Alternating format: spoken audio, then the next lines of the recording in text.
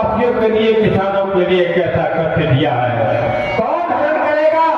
हमारा रक्त होने के लिए जा रहे हैं समस्त व्यक्ति, किसान पानी के लिए परेशान है, त्राह चिल्ला रहे हैं। न तो खाने को अन्न ही मिल रहा है, न जल की वृष्टि हो रही है, पेड़ों की चाम तक छील छील करके खा रहे हैं।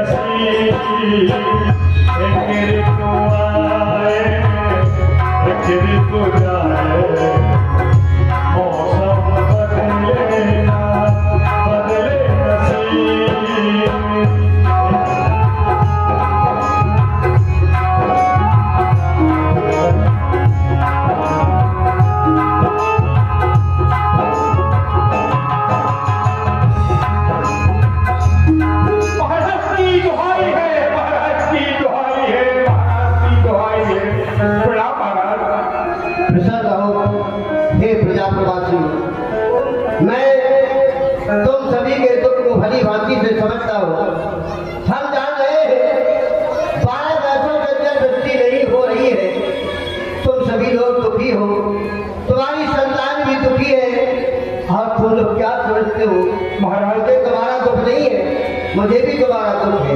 महाराज अगर आप इस कष्ट का हरण नहीं करेंगे किसी भी प्रकार से, तो हम आपके राज को छोड़कर किसी दूसरे राज के लिए चले जाएंगे। महाराज बच्चे परेशान हैं। नहीं, हे गुरुवासियों, आप लोग निश्चित रहे, चलो हमारे साथ हम अपने गुरुदेव के पास जाते हैं।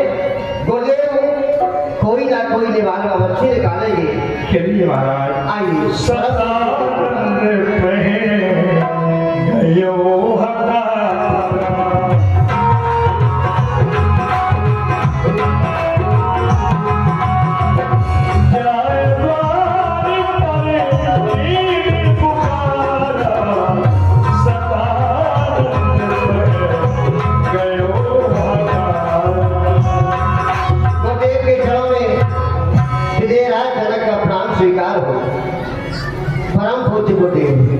आयुष्मान भव कल्याण हो। राजन कहिए, आज इतने दुखी होकर मेरे पास में आने का विशेष कारण?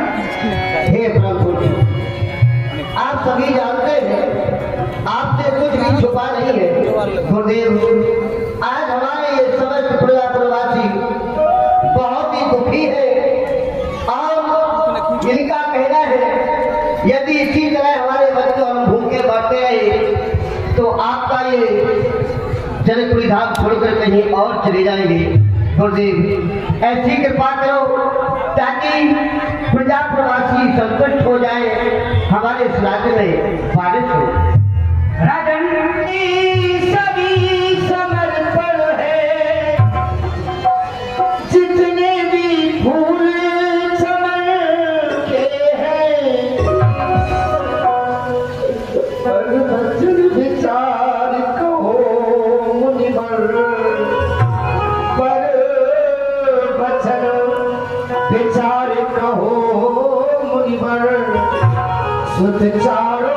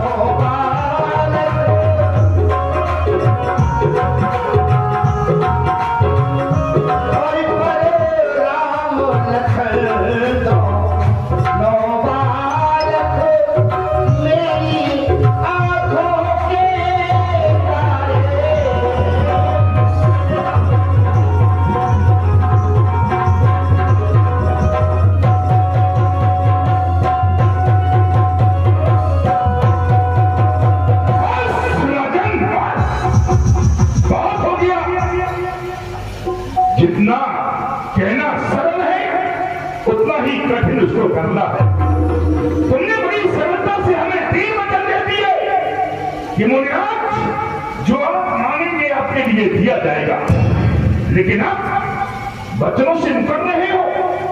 मैंने तो यह समझा था कि देवताओं की सभा में बैठने वाला दशरथ महाज्ञानी होगा, विद्वान होगा, लेकिन आज देख लिया कि मैंने राम और लक्ष्मण को मारा तो एक स्त्रियों की बात रोड़ी रख दिया। दशरथ, तो जैसे ज्ञानी को ऐसा विचार नहीं छोड़ता है। अरे सब सर के बाल सफेद हुए, फिर भी माया में बहुत करता प्रयास सुनते जाकर तो हिल जाता उनका आसन।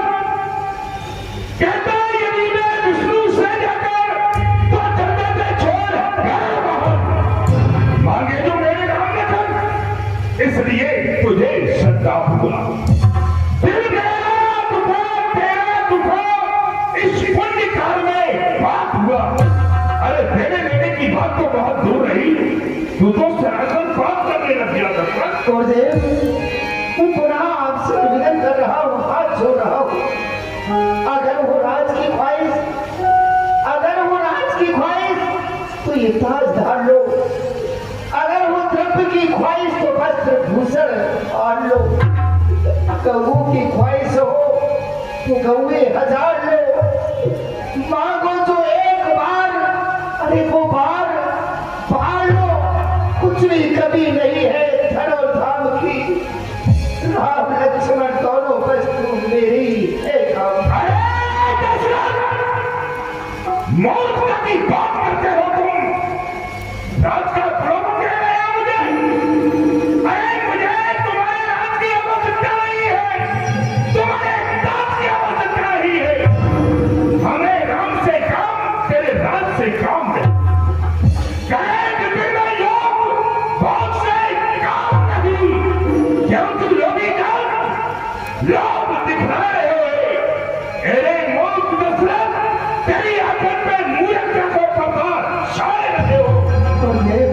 राघव को मैं न दूंगा, राघव को मैं न दूंगा, मुनिराज मरते मरते, मुनिराज मरते मरते,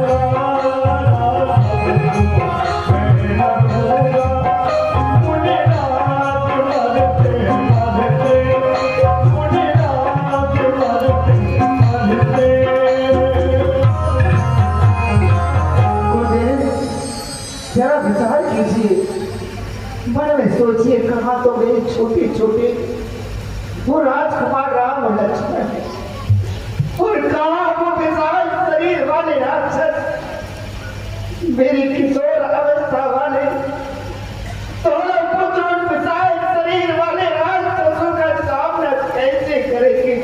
कैसे करेंगे? आपके ये तुम्हारी बात है तो मैं आपके साथ में चल रहा हूं और चल करके आपके यज्ञ को मैं पूर्ण कराऊंगा। करुणा करके धर हाथ रहूं, अभी मुनिराज के संग सिधाऊं। अरे जितने निश्चल पृथ्वी पर सबको एक क्षण में मार देऊं, पर वो तन वृद्ध भयो मुनिवर एक रावण के संग पा ना पाऊं। हे मुनिराज, बचे नहीं प्राण यदि राम लला तुम संग पठाओ। कैसे जीऊंगा राम के बिना? कैसे? मैं तुम्हारी दर्द की बातें सुनने के लिए नहीं आया। अपनी बलखा पकान करके मुझे सांत्वना देना चाहते हो? अरे देवासुर संग्राम में तुम्हारा बल कहां गया था? जब राक्षसों ने रोने और मांस की वर्षा की थी, और उस समय तुम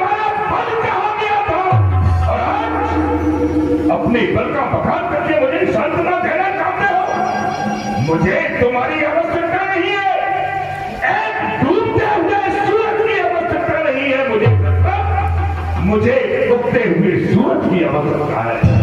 चाहे तू अच्छी नहीं ना ज्यादा मुझे सताओ, या तो मेरे साथ कर, नहीं दे दे साफ जवाब। ये घूमा फिरा के बात करना बंद कर दो। मतलब जो भी कहना स्पष्ट रूप से कहो, राम और लक्ष्मण को दोगे या नहीं?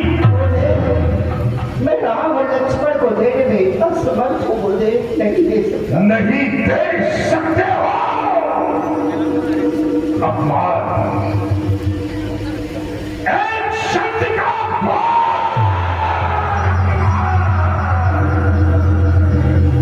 नहीं, इस अपमान का बदला तुझे अवश्य देना पड़ेगा। इस अपमान करने का दंड तुझे अवश्य मिलेगा। तू जानता नहीं है दशरथ मैं कौन हूं?